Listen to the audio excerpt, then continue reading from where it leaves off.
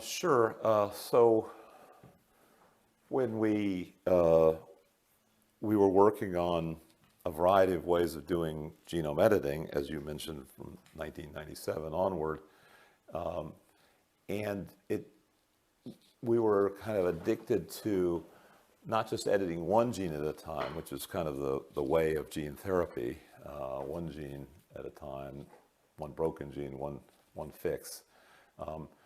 We like the idea of multiplex editing, of things where you need multiple edits. And so when we were publishing on genome editing, we would get inquiries from the xenotransplantation community, which they had been working diligently on this technology for 20 years before they started contacting us. And I think they could recognize at a distance that their problem, which they had hoped for 20 years could be solved by a single gene or a couple of genes, probably needed a lot more edits than that, maybe as many as 30 or 40. And so they invited us, actually 3 groups invited us within a few weeks of each other independently.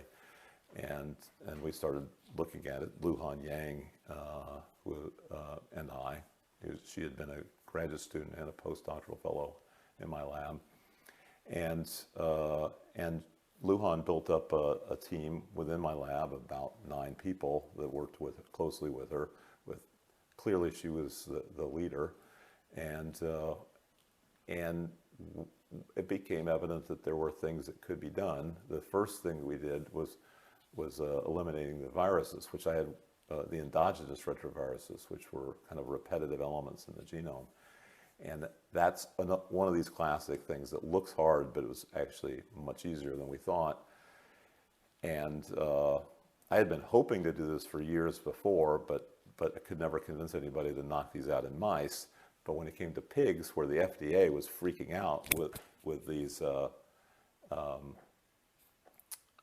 endogenous viruses possibly infecting immune suppressed organ recipients.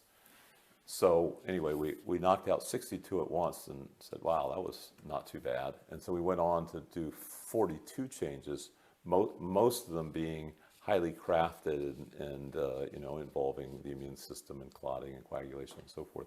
It was basically the complete wish list of everybody in the field that had accumulated over 20 years.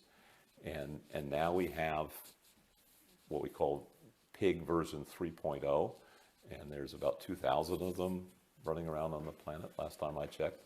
And they're in preclinical trials for primate testing, and it's looking quite good.